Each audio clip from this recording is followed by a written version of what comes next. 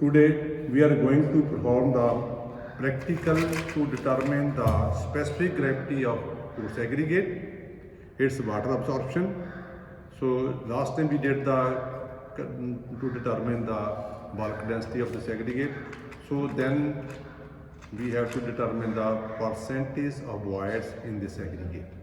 For this, it must be known before starting to determine the specific gravity of the coarse aggregate. First, I will introduce the apparatus used in this.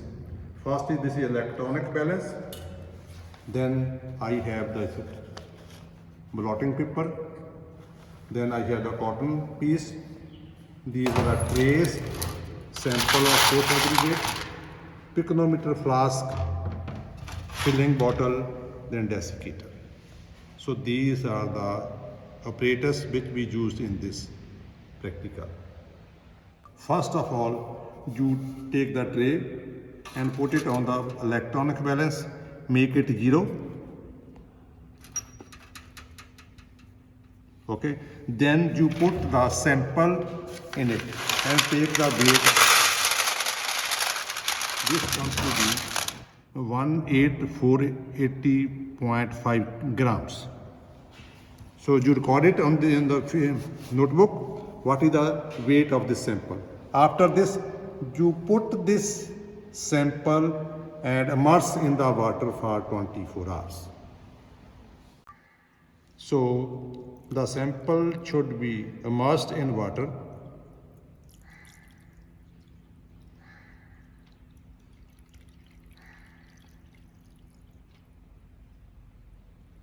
And keep it for 24 hours in the water. You will see there should be no bubble in this. It should be completely dipped in water. So now this sample remains 24 hours in water at the normal temperature. So after that we will take it out. So with the help of this cotton cloth and this blotting paper, now you can see the surface of that wetted turn to be dry. So now after this you can take the weight of the sample for which you are to have to record the specific gravity. So I will take the sample. You can see I will take this 500 grams and 600 grams.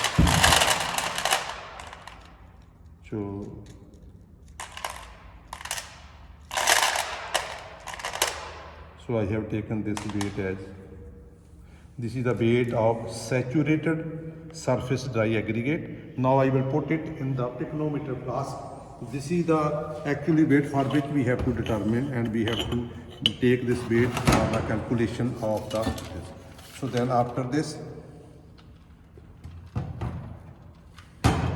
I have to record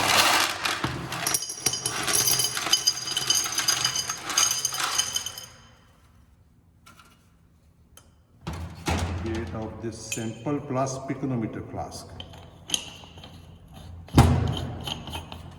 How much is this? 702 grams. So I will record it over here as 702 grams.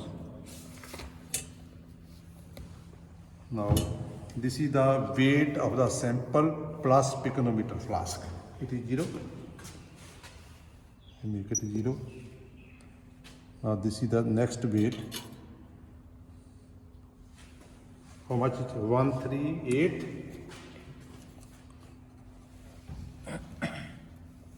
It is 1388.0. 1388.0 grams.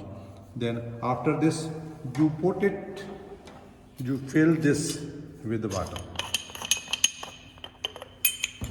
So I will take this and fill this sample. Now I will take the weight of this piconometer flask plus sample plus water.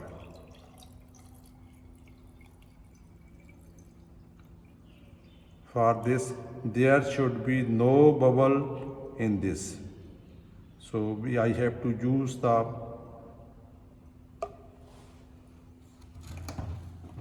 pushing bottle to fill it up to this level. There should be no bubble in between this.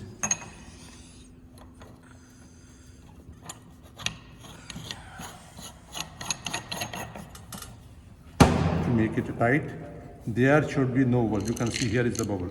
So you fill up this with the help of this pumping bottle.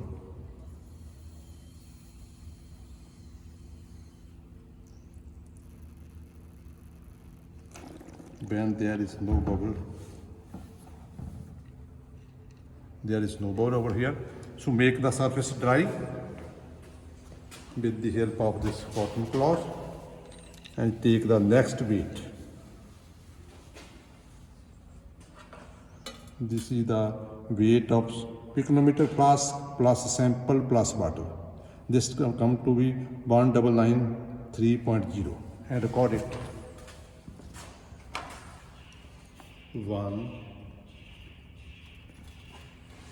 1993.0.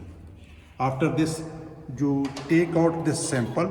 Now this sample should not be lose any particle of this aggregate. Okay. So now you can drain out this water. And this will be put in the oven to determine the weight of.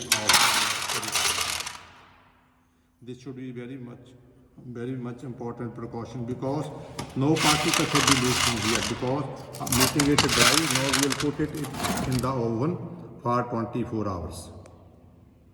And then we will take the weight of this bone dry aggregate. The difference between this weight and saturated sample weight will be the weight of the water absorption. Now you fill this picometer flask with the water and take its weight.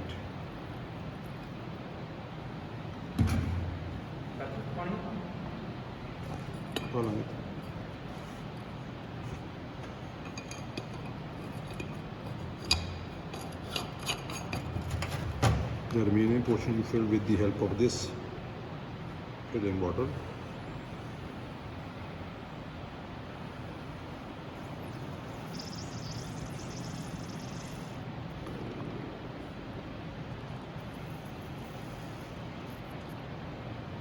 There should be no bubble and no water drop outside the picometer flask.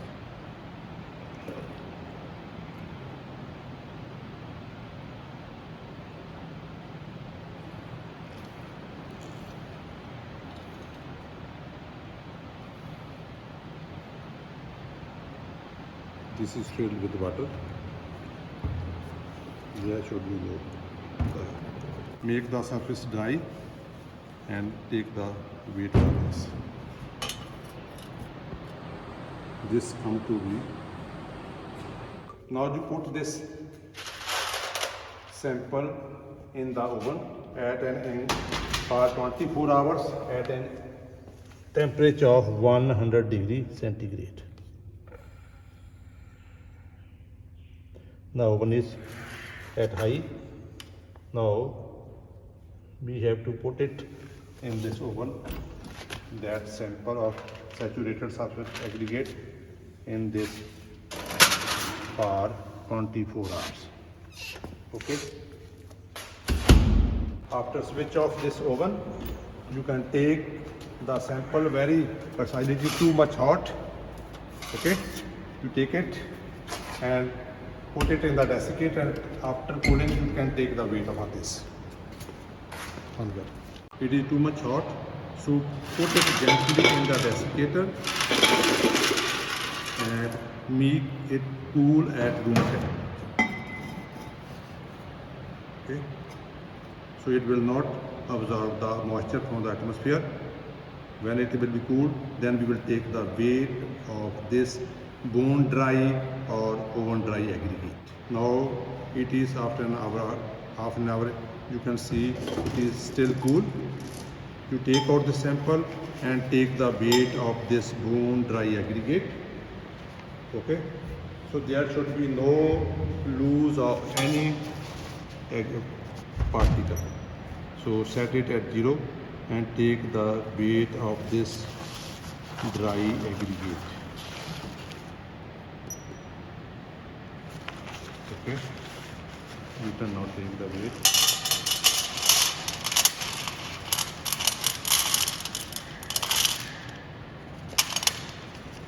This comes to be 693.5 grams. Yes, we collected the data from the performance of the practicals to determine the specific gravity, water absorption and percent of voids. So that data is collected and I tabulated in this form. First of all, the weight we have taken, as you have seen, then weight of saturated and surface dry aggregate denoted by W1, this comes to be this much, and similarly all the observations what we have observed are recorded in this table form. Now we have to first of all determine the specific gravity. We have two types of specific gravity. One is engineering specific gravity, second one is apparent specific gravity. Here the formula applies W4 divided by W1 minus in bracket W2 minus W2. So this calculation is done over here. W4 is this much, 693.5 divided by 702. This is the weight of bone aggregate and dry aggregate. Then this and this and this come to be 2.57 as the specific gravity. It is a unitless, it is a ratio. Then after this I have determined the apparent specific gravity. Here because you can see W4 is used over here. This is why, because now we consider the aggregate as oven dry aggregate, but actually this is not possible. That is why this specific gravity is used when we are going to design the concrete mix.